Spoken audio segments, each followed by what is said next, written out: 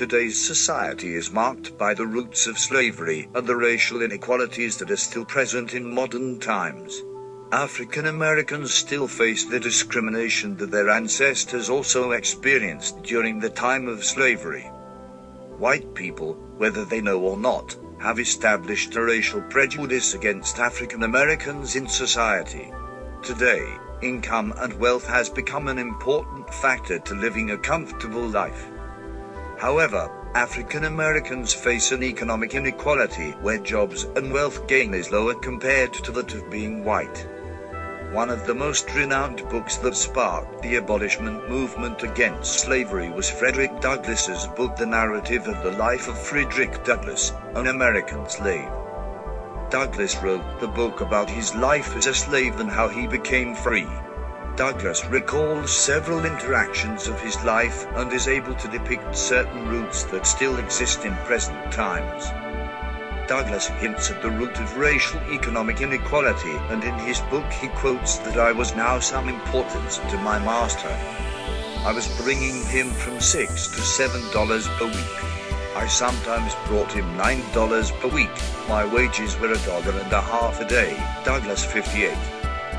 Douglass recalls the life events of himself when he was a slave, and tells the story of not only the brutality and discrimination part of slavery, but also establishes the root of racial economic inequality that is still present. Douglass explains the already set up wealth inequality and how although he was bringing in a certain amount of money that he earned and worked for, he barely received any of it.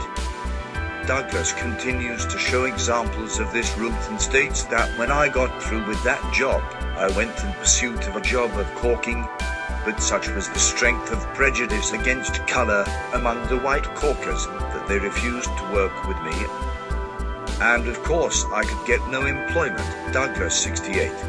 Douglass is able to show an example of not only the wealth gap, but also the discrimination amongst getting a job.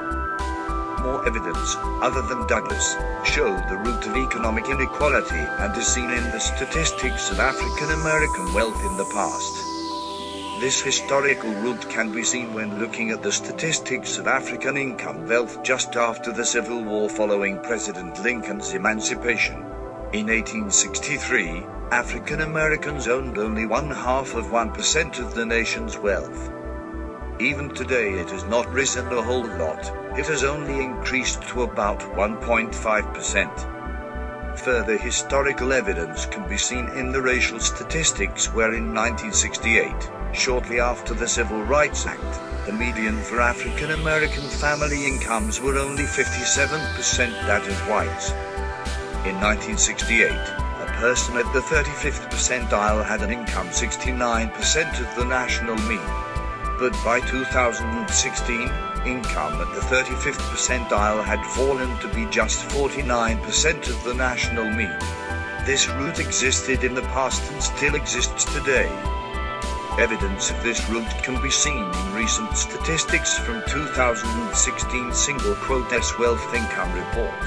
The median income wealth for African Americans in 2016 was $3,557, which was only 2% of the median for whites of $146,984. Research explains that white families have 41 times more wealth than the median black family.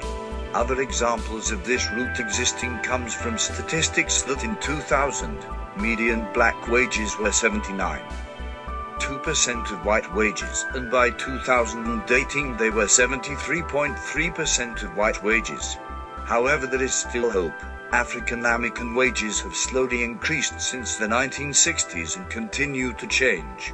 To make a change now, you can simply help out by donating to organizations like Inequality.org, who work to bring attention and change to the racial inequalities not only in economics, but for life as well for African Americans.